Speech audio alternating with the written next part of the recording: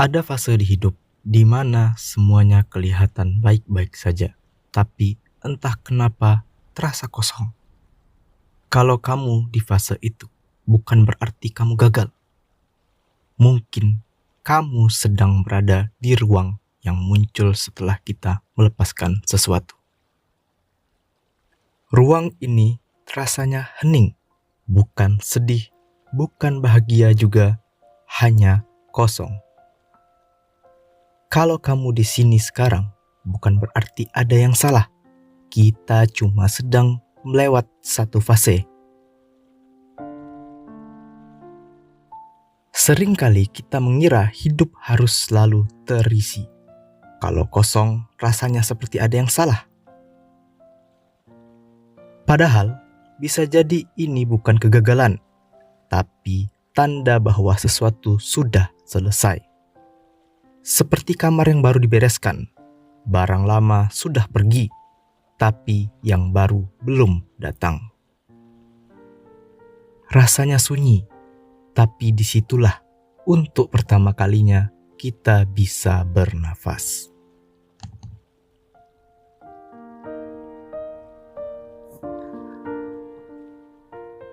Beberapa pemikir pernah membahas fase seperti ini.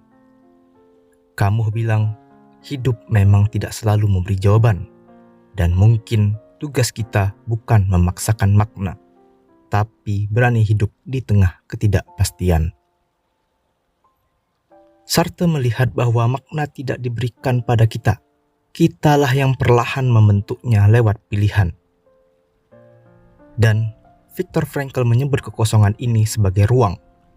Ruang yang menunggu diisi oleh makna yang kita pilih sendiri.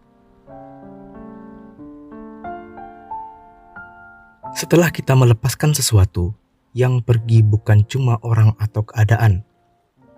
Kadang, versi diri kita yang lama juga ikut hilang. Dan ruang yang tersisa itu memang terasa aneh, terasa pelik. Tapi mungkin kekosongan ini bukan musuh.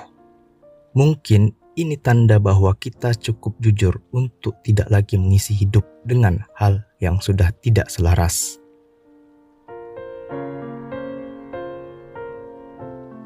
Ruang ini tidak perlu diisi buru-buru.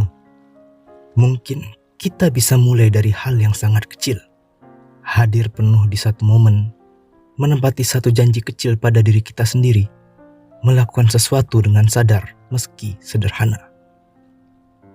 Makna tidak selalu terasa besar, kadang ia terasa biasa tapi nyata. Kalau hidup terasa kosong, mungkin bukan karena kita kehilangan makna, tapi karena akhirnya ada ruang untuk menciptakannya dengan cara kita sendiri.